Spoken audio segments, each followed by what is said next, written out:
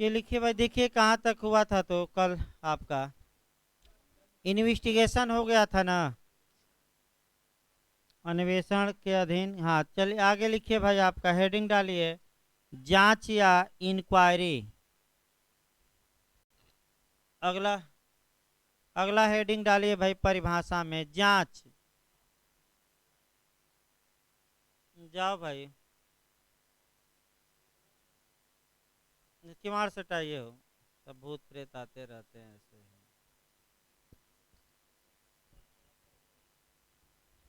देखिए भाई, आपका इंक्वायरी या हिंदी में से जांच कहा जाता है। जांच लिखिए, आपका उत्तर लिखिए। इसका टिप्पणी में आता है 1 पेज लिखना है, 1 पेज से अधिक नहीं। ये नहीं कि अधिक बना लीजिए। लिखिए दंड प्रक्रिया संहिता 1973 की धारा 2G में, मैंने हेडिंग डालकर और लिखना शुरू कर देना है आपका कंपटीशन में। दंड प्रक्रिया संहिता 1973 की धारा 2G में जांच को परिभाषित करते हुए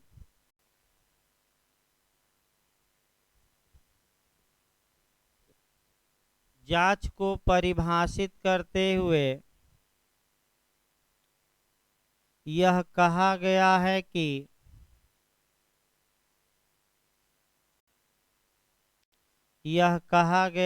कि कामा दीजिए, जांच से अभिप्रेत हैं, कामा देकर लिखिएगा, जांच से अभिप्रेत हैं विचारण से भिन्न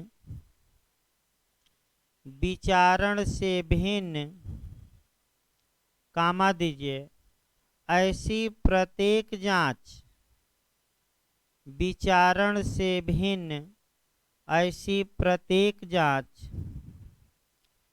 जो इस संहिता के अधीन, इस संहिता माने CRPC, अब IPC नहीं, ये नहीं कि वो IPC में ही संहिता बताया जा रहा, तब कौन सा CRPC, इस संहिता के अधीन मजिस्ट्रेट या न्यायालय द्वारा की जाए,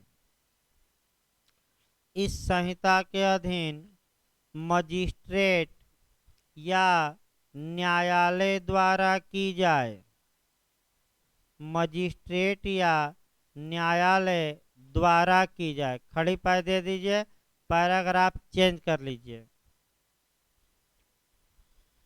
लिखिए पैराग्राफ चेंज करके, जांच विचारण से भिन्न ऐसी प्रत्येक कार्यवाही को कहते हैं। फिर एक बार देखिए, जांच कामा दे दीजिएगा, जांच विचारण से भिन्न ऐसी प्रत्येक न्यायिक कार्यवाही को कहते हैं, न्यायिक जोड़ लीजिएगा, ऐसी प्रत्येक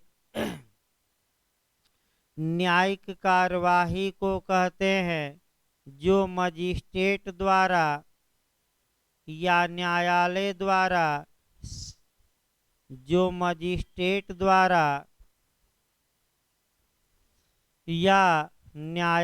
द्वारा इस संहिता के अधीन की जाती है।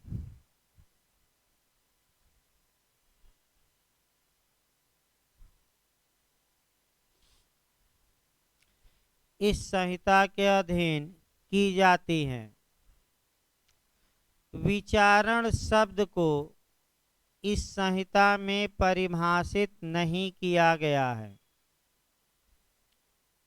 भाई विचारण से भिन्न है तो विचारण दिखाना पड़ेगा, उसके बाहर जाना पड़ेगा।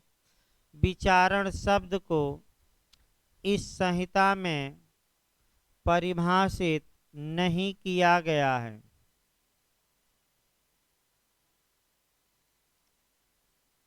वह विधिक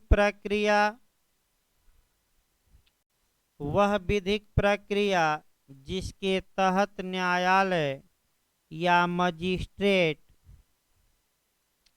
वह विधिक प्रक्रिया जिसके तहत न्यायालय या मजिस्ट्रेट किसी अपराध के अभियुक्त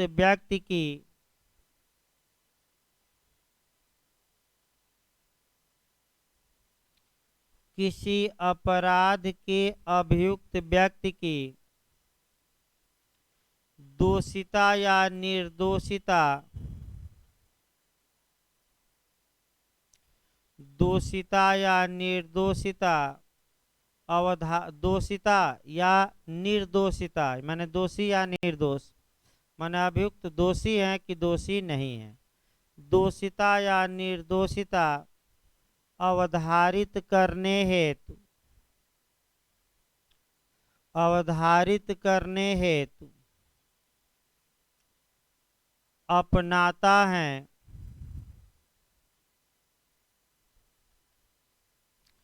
उसे विचारण कहा जाता है।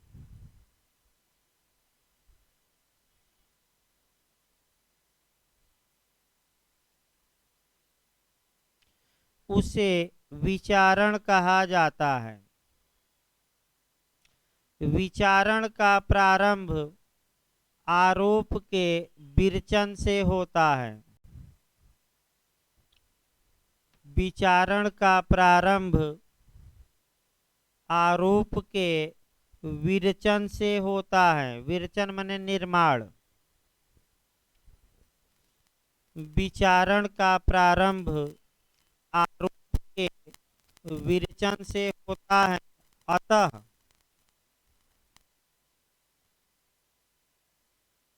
आरोप के विरचन के पूर्व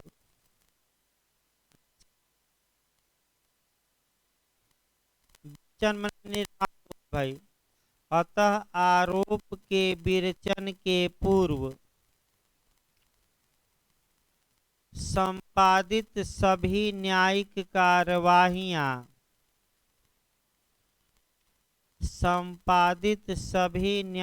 कार्यवाहियां जांच कहलाती हैं।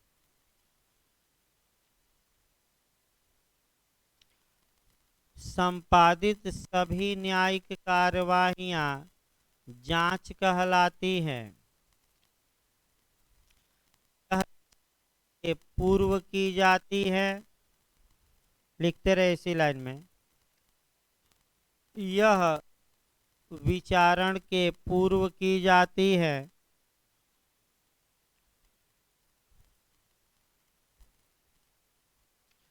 तथा विचारण में सहयोग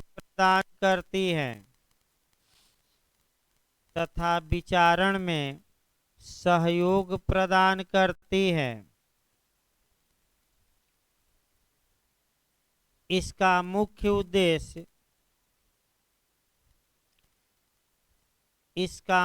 उद्देश्य किसी तथ्य की वास्तविकता को ज्ञात करना होता है।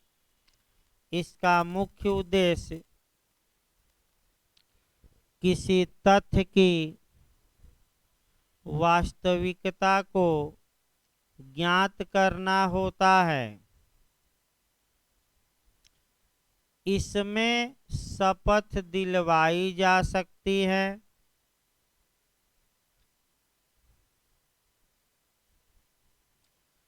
इसमें शपथ दिलवाई जा सकती है।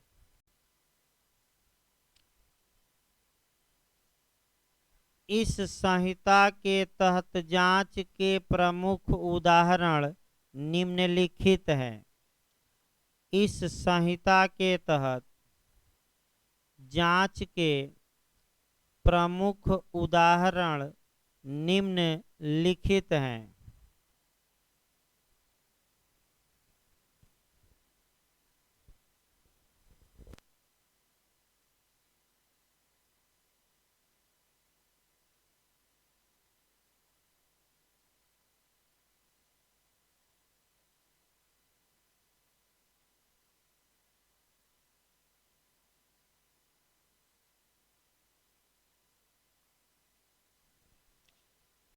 देखिए भाई वाक्य बोलिए तो। उदाहरण निम्नलिखित हैं, फर्स्ट सेकंड थर्ड करके लिखिएगा। लिखिए फर्स्ट, धारा 190 के तहत अपराधों का संज्ञान लेना,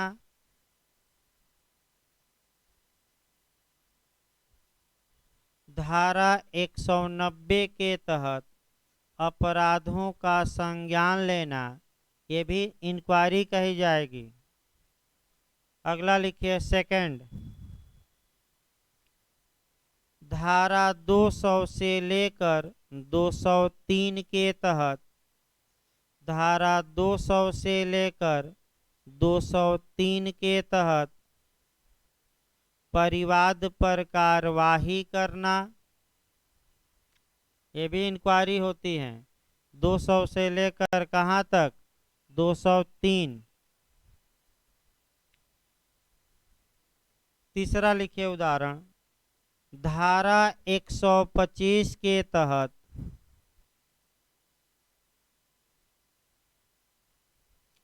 धारा 125 के तहत पत्नी कामा दीजिए संतान तथा माता पिता, पूछा भी गया था बिहार में माता पिता, तथा माता पिता के भरण पोषण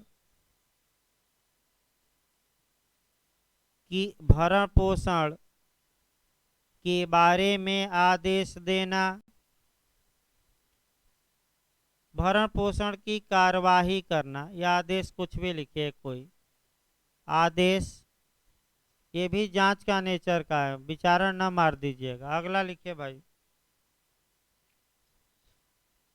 अभियुक्त का उन्मोचन करना, ये धारा न लिखेगा, कई धाराओं में है। अभियुक्त का उन्मोचन यानी कि डिस्चार्ज, अभियुक्त का उन्मोचन करना। अगला लिखिए, धारा 107 से लेकर 110 तक की, धारा 107 से लेकर 107, 107 से लेकर 110 के तहत परिशांति कायम रखने,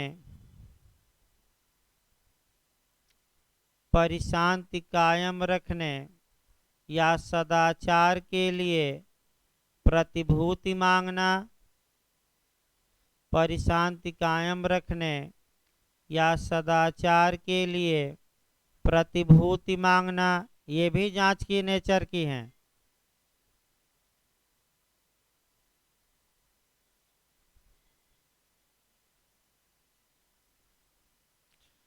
अगला लिखिए, धारा 209 के तहत सत्र न्यायालय को मामला सुपुर्द करना, धारा 209 के तहत सत्र न्यायालय को मामला सुपुर्द करना इत्यादि। इत्यादि यानी कि पूरा लिस्ट लिखवाना संभव नहीं है। धारा 209 के तहत सत्र न्यायालय को मामला कमिट करना यानी कि सुपुर्द करना, कमिट करना, उपार्पण करना। अगला परिभाषा लिखिए भाई, विचारण।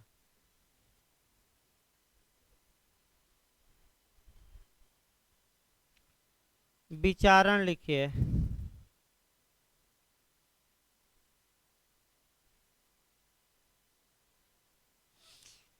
लिखिए विचारण शब्द को, ये एमपी में प्री में भी पूछा गया, कहाँ परिभाषित है तो परिभाषित नहीं है। लिखिए भाई ट्रायल या विचारण, इसमें कोई सेक्शन नहीं डालना है परिभाषा में क्योंकि ये परिभाषित नहीं है। लिखिए विचारण शब्द को न तो इस संहिता में, विचारण शब्द को न तो इस संहिता में तथा न ही किसी अन्य विधि में परिभाषित किया गया है। विचारण शब्द को न तो इस संहिता में तथा न ही किसी अन्य विधि के तहत परिभाषित किया गया है। लिखिए इसी में विचारण विचारण विधि सम्मत विचारण विधि सम्मत माने कानून के अनुसार विचारण विधि सम्मत वह न्यायिक प्रक्रिया है वह न्यायिक प्रक्रिया है जिसके द्वारा किसी अपराध के अभियुक्त व्यक्ति के जिसके द्वारा किसी अपराध के अभियुक्त व्यक्ति के दोषी होने या निर्दोष होने दोषी होने या निर्दोष होने का विनिश्चय किया जाता है माने फैसला सुनाया जाता है। दोषी होने या निर्दोष होने का विनिश्चय किया जाता है।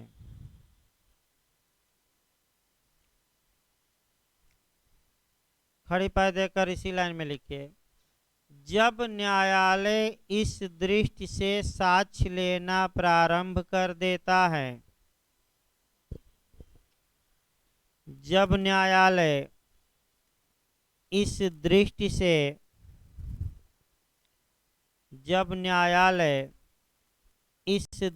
से साक्ष्य लेना प्रारंभ कर देता है कि अभियुक्त ने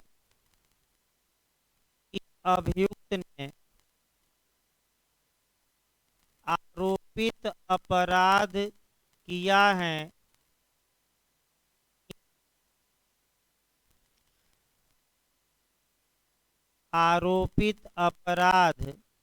किया है या नहीं किया है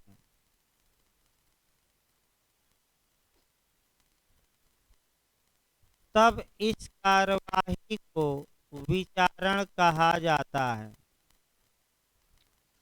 तब इस कार्यवाही को विचारण कहा जाता है।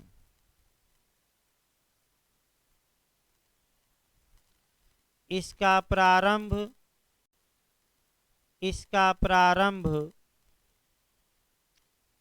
आरोप के निर्माण से होता है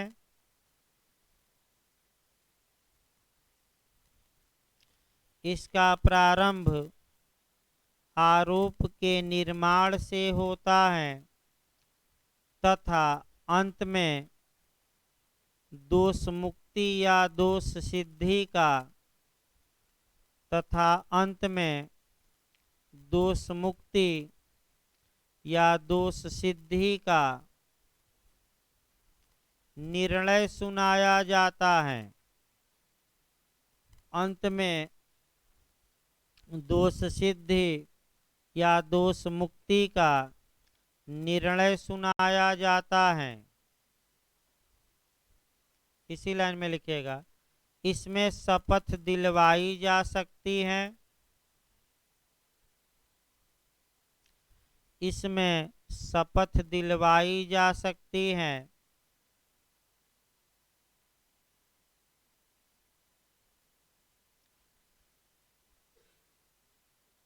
समन मामलों तथा वारंट मामलों के विचारण की प्रक्रिया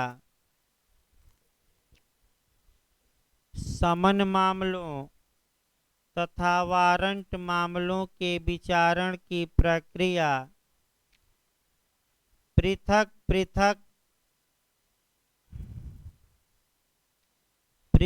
पृथक निर्धारित की गई हैं अलग अलग पृथक निर्धारित की गई हैं। वर्तमान में निम्नलिखित प्रकार के वर्तमान में निम्नलिखित प्रकार के विचारणों का प्रावधान इस संहिता में किया गया है। वर्तमान में निम्नलिखित प्रकार के विचारणों का प्रावधान इस संहिता में किया गया है। फर्स्ट लिख लीजिएगा, तो सब विचारण एक लाइन में मैंने लिखना अंत में। लिखिए फर्स्ट में लिखिएगा सत्र न्यायालय के समक्ष विचारण। फर्स्ट में लिखिएगा सत्र न्यायालय के समक्ष विचारण। आगे लिखिएगा धारा 225 से लेकर 237 सत्र न्यायालय के समक्ष विचारण। इसके आगे धारा लिखनी है सेक्शन 225 यानी कि 225 से लेकर 237 237। दूसरा लिखिए भाई मजिस्ट्रेटों द्वारा वारंट मामलों का विचारण। मजिस्ट्रेटों द्वारा वारंट मामलों का विचारण। धारा 238 से लेकर 250। धारा 238 से लेकर 250। तीसरा लिखिए मजिस्ट्रेटों द्वारा समन मामलों का विचारण। मजिस्ट्रेटों द्वारा समन मामलों का विचारण। धारा 251 से लेकर 259 यानी कि धारा 251 से लेकर 259 259 तक। चौथा लिखिए संक्षिप्त विचारण। समरी ट्रायल कहा जाता है। संक्षिप्त विचारण धारा 260 से लेकर 265। धारा 260 से लेकर 265। अंतिम लिखिए पांचवा अभिवाक सौदेबाजी या इंग्लिश में प्ली बार्गेनिंग। अभिवाक सौदेबाजी या इसको कहते हैं प्ली बार्गेनिंग। धारा 265 ए से लेकर 265 एल तक। कैपिटल लिखिएगा 265 कैपिटल ए लिखिएगा। 265 ए से लेकर 265 एल कैपिटल लिखिएगा, स्मॉल नहीं। अगला हेडिंग डालिए भाई, क्वेश्चन बनाइए। अन्वेषण तथा जांच में अंतर बताइए। हेडिंग डाल लीजिए। तो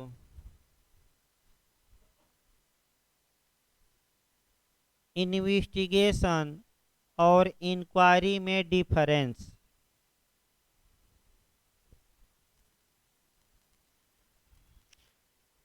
यानी कि आपका अन्वेषण और जांच में अंतर बताइए।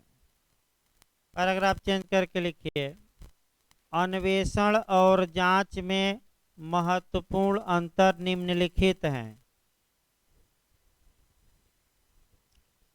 अन्वेषण और जांच में महत्वपूर्ण अंतर निम्नलिखित हैं।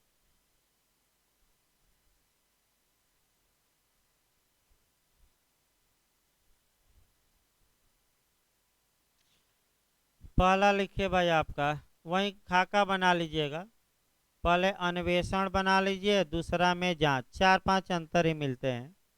पहले खाके में अन्वेषण बना लीजिए और दूसरा में इंक्वायरी या जांच।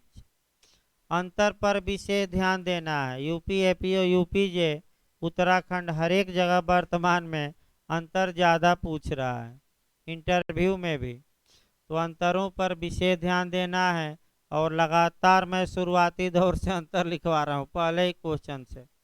लिखिए पहला आपका, अन्वेषण की परिभाषा इस संहिता की धारा 2H में दी गई है। अन्वेषण में लिखिएगा, अन्वेषण की परिभाषा इस संहिता की धारा 2H, स्मॉल h लिखिएगा, 2H में दी गई है, जिसके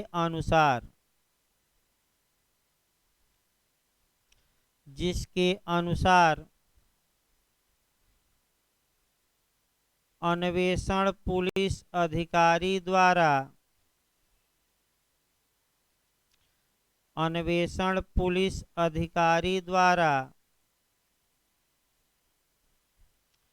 या मजिस्ट्रेट से भिन्न ऐसे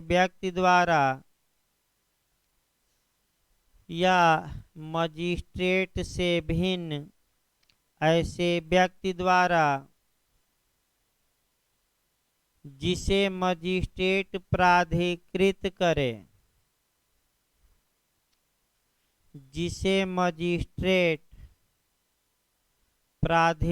करे किया जाता है। जांच में लिखिए, जांच सदैव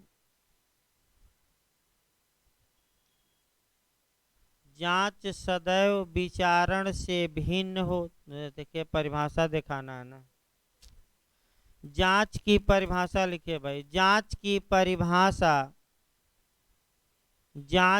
परिभाषा इस संहिता की धारा 2G में दी गई है। जांच की परिभाषा इस संहिता की धारा 2G में दी गई है, जिसके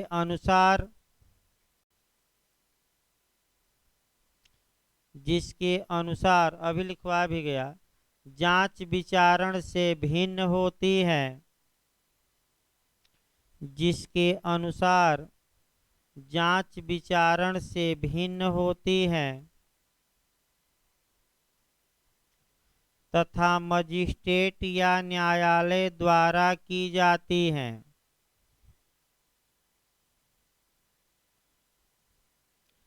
तथा मजिस्ट्रेट या न्यायालय द्वारा की जाती है। पहला अंतर परिभाषा से दिखाइएगा। दूसरा अंतर लिखिए भाई, अन्वेषण में शपथ नहीं दिलवाई जाती।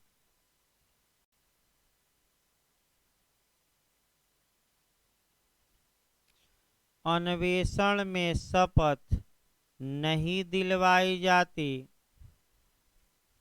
जांच में अब लिखिए, जांच में शपथ दिलवाई जा सकती है।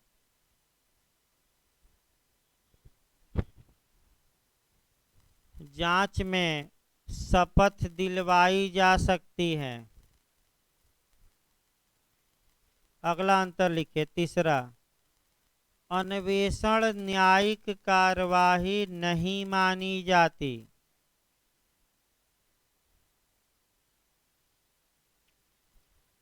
अन्वेषण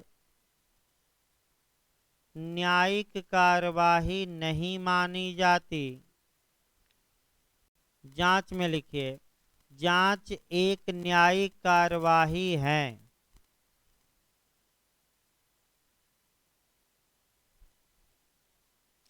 जांच एक न्यायिक कार्यवाही है। अगला अंतर लिखिए, चौथा, अन्वेषण का मुख्य उद्देश्य साक्ष्य एकत्र करना होता है। अन्वेषण का मुख्य उद्देश्य साक्ष्य एकत्र करना होता है।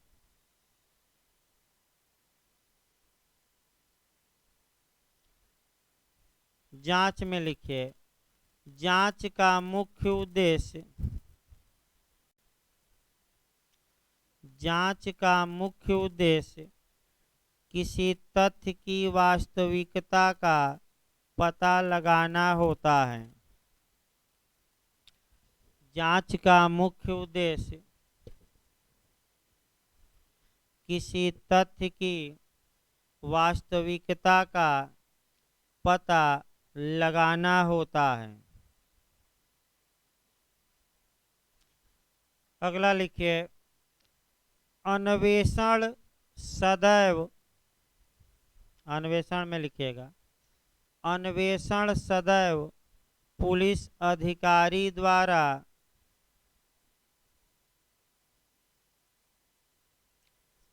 अन्वेषण सदैव पुलिस अधिकारी द्वारा या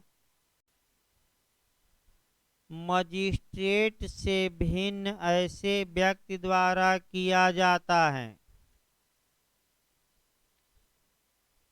या मजिस्ट्रेट से भिन्न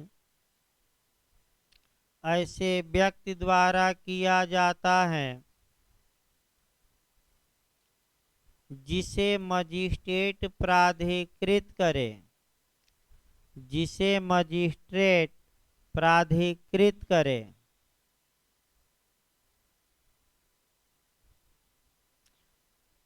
जांच में लिखिए, जांच सदैव मजिस्ट्रेट या न्यायालय द्वारा की जाती है। जांच सदैव मजिस्ट्रेट या न्यायालय द्वारा की जाती है। एक दो लाइन छोड़कर अगला अंतर लिखिए, भाई अंतर आपका समाप्त हो। लिखिए, जांच तथा विचारण में अंतर। हेडिंग डाल लीजिए, अगला प्रश्न बनाइए। 2 लाइन 3 लाइन छोड़कर लिखिएगा, ताकि अगर कोई नया अंतर मिल जाए पढ़ाते समय तो उसको भी ऐड करवा दिया जाए। भाई क्वेश्चन जब भी नया लिखिए तो 3-4 लाइन छोड़कर लिखा जाता है। कोई हो सकता है भाई हमें भी जानकारी न हो, कोई नई बात मिल जाए अचानक, तो उसको वहीं ऐड कर लेना है। लिखिए आपका अगला, लिखिए जांच तथा विचारण में अंतर। वहीं बंटवारा कर लीजिए और लिखिए, पहला में बना लीजिएगा जांच और दूसरे खाने में विचारण। पहले में आप बना लीजिएगा जांच और दूसरे खाने में विचारण। लिखिए भाई पहला अंतर, जांच शब्द को इस संहिता की धारा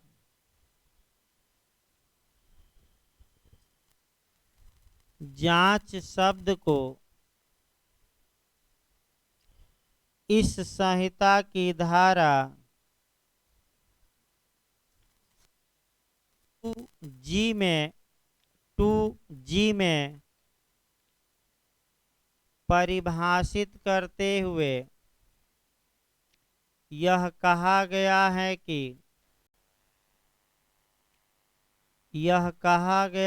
कि जांच विचारण से भिन्न होती है। जांच विचारण से भिन्न होती है तथा मजिस्ट्रेट या न्यायालय द्वारा की जाती है, तथा मजिस्ट्रेट या न्यायालय द्वारा की जाती है।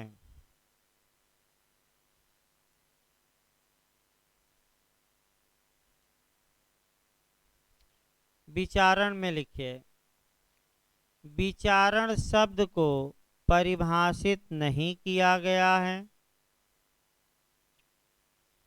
विचारण शब्द को परिभाषित नहीं किया गया है।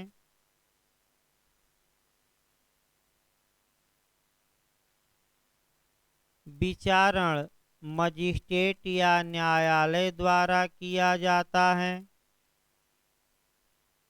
विचारण मजिस्ट्रेट या न्यायालय द्वारा किया जाता है।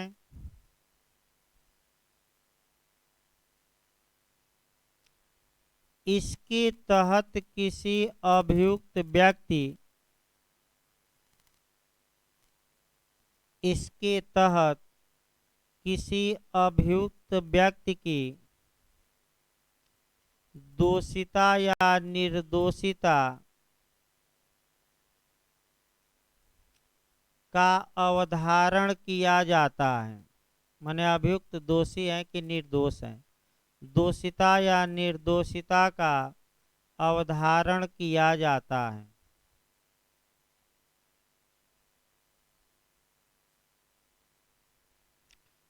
दूसरा अंतर लिखिए। जांच सदैव विचारण के पूर्व की जाती है,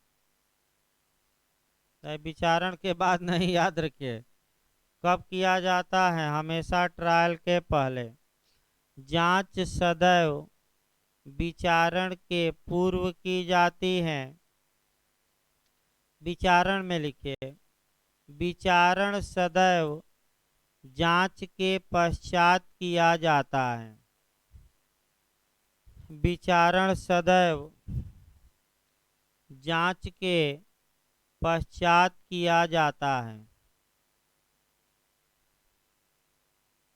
उद्देश्य में अंतर दिखाए, लिखिए भाई। अगला लिखिए तीसरा। जांच का मुख्य उद्देश्य किसी तथ्य की वास्तविकता का पता लगाना होता है। जांच का मुख्य उद्देश्य किसी तथ्य की वास्तविकता का पता लगाना होता है। विचारण लिखिए, विचारण का मुख्य उद्देश्य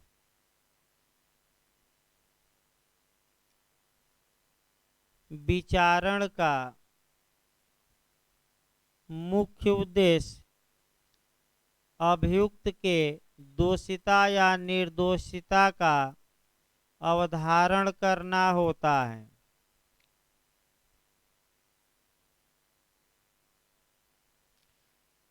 विचारण का मुख्य उद्देश्य अभियुक्त के दोषिता या निर्दोषिता का अवधारण करना होता है।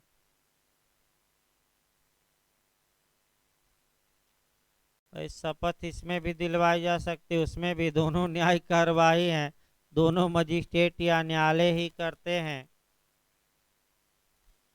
एक और लिखिए, अंतरारोप से अंतर करवाइए। जांच में लिखिए, आरोप के निर्माण, जांच में लिखिएगा, आरोप के निर्माण के पूर्व संपादित की गई न्यायिक कार्यवाही आरोप के निर्माण के पूर्व संपादित की गई न्यायिक कार्यवाही जांच कहलाती है।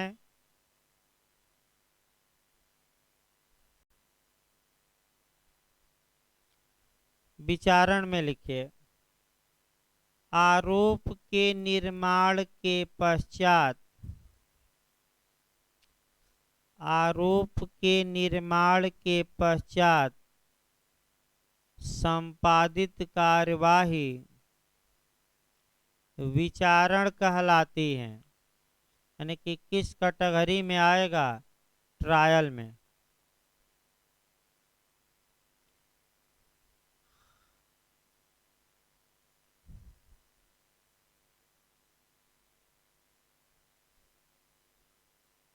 पहले लिखवा दिएगा ना, पहले क्या होता है? जांच।